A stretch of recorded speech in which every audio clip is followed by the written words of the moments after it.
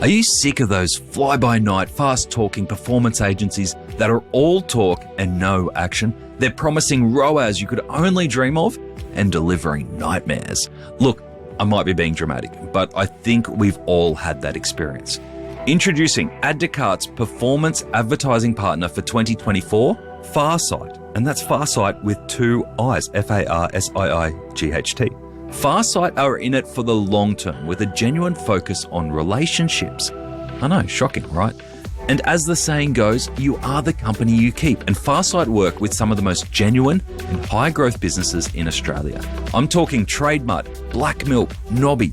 If you want a performance agency who actually care and can deliver on their promises, make sure you check out the Farsight team at Farsight, that's Farsight with two I's, Farsight.com.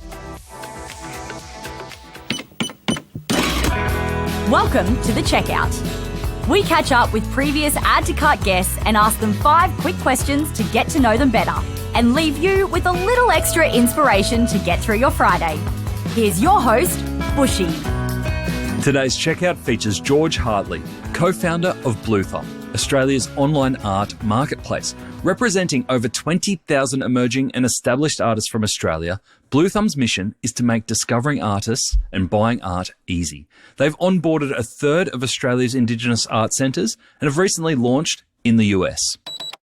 George, welcome to the Checkout. We've had a great conversation around Bluethumb and what you're building there. 300,000 artworks, expanding into the US, and some of the dumbest pivots that you discussed with your team, which was great fun. We're here to learn a little bit more about you. I've got 5 quick questions. Number 1, what's the weirdest thing that you've ever bought online? A brand new car. Oh.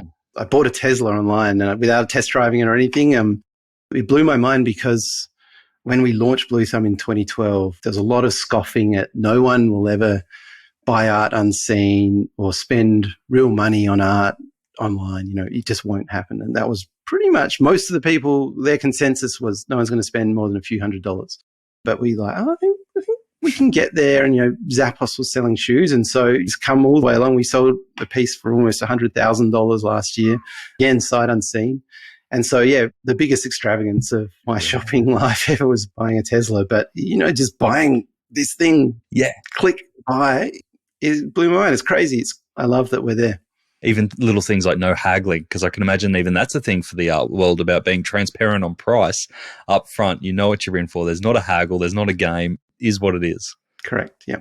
On that $100,000 piece of art, when you sold that, did you get involved in any way to make sure that it was shipped securely? Like, how does that all work? Because that's a whole different ballgame, right? It is. Yes. No, we did. We made sure it was properly crated and have a couple of curators who immediately jump on the phone to make sure everything works at that size. But it just came through online. It's amazing. Do you reckon you'll ever get a 7-figure sale?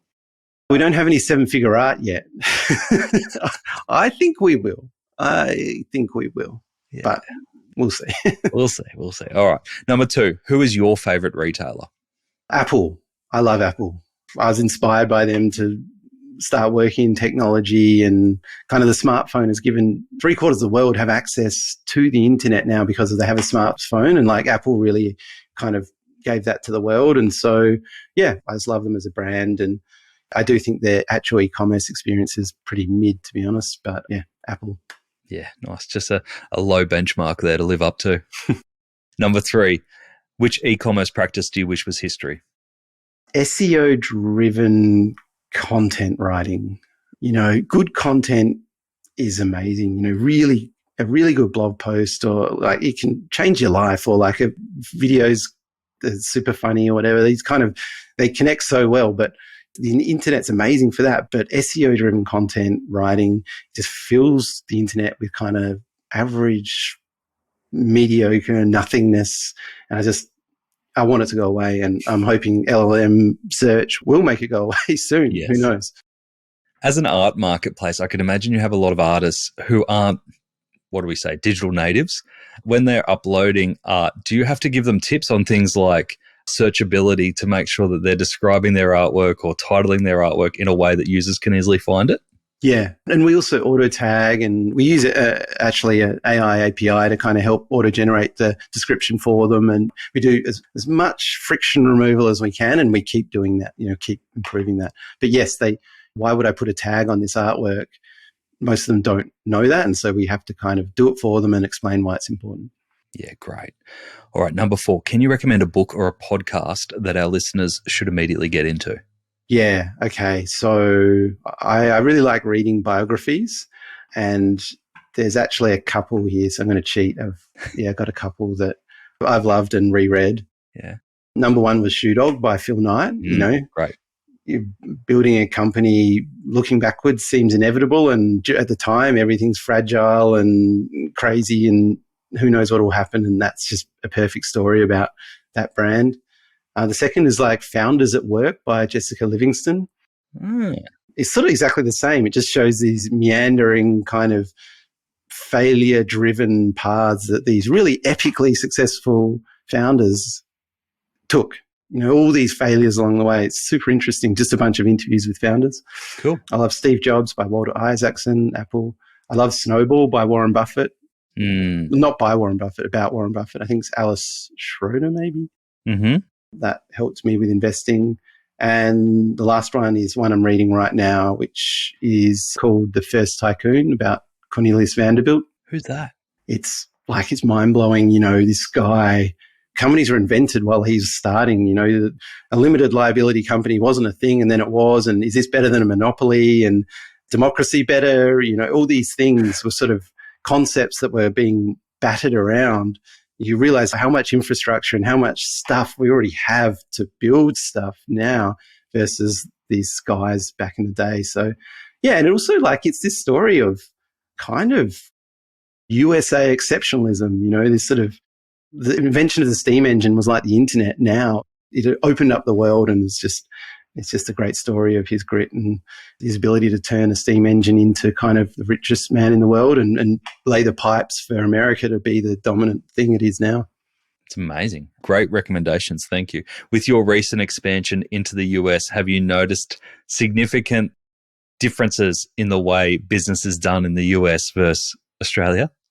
Yeah, more trusting, less kind of, I don't know if this is the right stat, but I read that it takes 11 brand mentions for an Australian to trust a new brand and 4 for an American.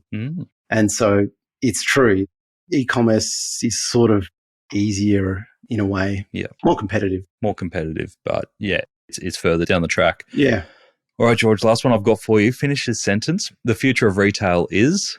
Personalized. I just think AIs radically change e-commerce. And I don't know how, but I just think it's going to become less mass, less bulk, and more tailored through AI. But yeah, who knows? I don't want to make too many predictions. It's just changing so much. It's kind of an exciting time. But it sounds like you're already incorporating AI and personalization in the platform. So a lot of the times we'll be experiencing AI or personalization without even knowing we're experiencing it. Yeah, exactly. Yeah. And we have, as users on YouTube, the AI-driven feed just changed everything. And all those small things happen in the background anyway. So it's just going to keep happening. It's great. Great stuff. And George, we didn't do it on the 4th question, recommending a book or a podcast. Of course, we can't go without recommending your own podcast. Give it a plug. 100%. Yeah, the greatest art podcast you'll ever listen to is called The Art in My Home. It's our new Bluethumb podcast. Check it out. Love it. George, thank you for joining us on the checkout. Thank you very much, Nathan.